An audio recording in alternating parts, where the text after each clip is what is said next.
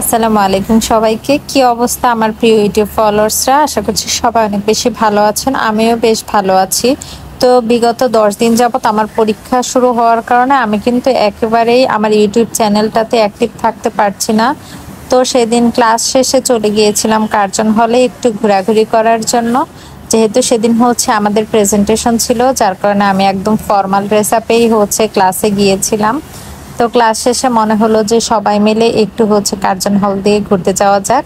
আপনারা কিন্তু সবাই জানেন ঢাকা ইউনিভার্সিটিতে নতুন একটা শাটল সার্ভিস চালু করেছে। তো এখান দিয়ে যাওয়ার সময় ভাবলাম সুন্দর একটা ভিডিও নিব। আর মাঝখান থেকে ভাইয়াটা কই থেকে যেন এসে আমার ভিডিওটাকে একটু নষ্ট করে দিয়েছে। তো যাই হোক, কোনো ব্যাপার না। তারপর আমরা এই শহীদুল্লাহ হলের পাশের যে পুকুরটা আছে, তো সেখানেও আমরা চলে গিয়েছিলাম সুন্দর সুন্দর কিছু ভিডিও ক্লিপস নিতে। আর কার্জন হলের এই পাশটা কিন্তু আসলে অনেক বেশি সুন্দর।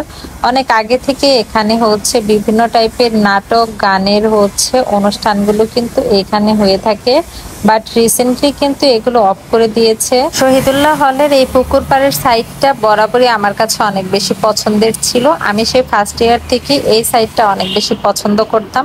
আর শীতের সময় কিন্তু অনেক বেশি সুন্দর থাকে এই পাশটা।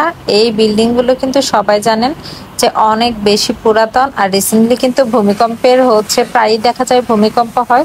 তো এই ভয়টা আমার মধ্যে অনেকবারই কাজ করে। তো আমি তো এখানে গেলেই ওদের বলতে থাকি যে কবে জানি আল্লাহ না করুক এরকম কোনো ঝামেলা যেন না হয় যে বিল্ডিংগুলো ভেঙে পড়ে যায়, কারণ এগুলো কিন্তু প্রায় শত বর্ষ পুরাতন এই বিল্ডিংগুলো।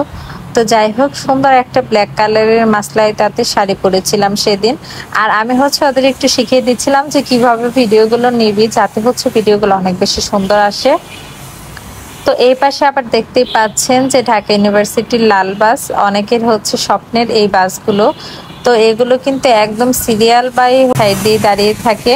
এই পাশে ম্যাথ ডিপার্টমেন্ট আর সায়েন্সের একটা লাইব্রেরি। তো এখান দিয়ে আমরা কিছুক্ষণ ঘোরাঘুরি করে এই কার্জন হল থেকে বের হয়ে এগুলোকে একটু টাটা দিয়ে দিচ্ছিলাম যে আমরা আবার সেন্ট্রাল যে লাইব্রেরি সেই সাইডে একটু ঘুরতে গিয়েছিলাম।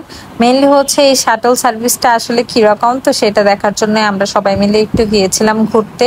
আর এখন কিন্তু ঢাকা ইউনিভার্সিটির স্টুডেন্ট ব্যতীত এই সাইডে নাকি বহিরাগতদের প্রবেশ নিষেধ করে দিয়েছে। তো যাই হোক, বেশ অনেকদিন পর ঘুরতে যেয়ে বেশ ভালোই লেগেছে এই সাইডটাতে। আর সেদিন কেন জানি না দেখলাম প্রায় অধিকাংশ মেয়েরাই শাড়ি পরে বের হয়েছে। কোনো অকেশন ছিল কিনা আমার আসলে জানা নেই, বাট যেহেতু আমাদের ডিপার্টমেন্টের প্রেজেন্টেশন ছিল, যার কারণে আমি শাড়ি পরেছিলাম। তো আজকের ছোট্ট ভিডিওটা এই পর্যন্তই রাখছি।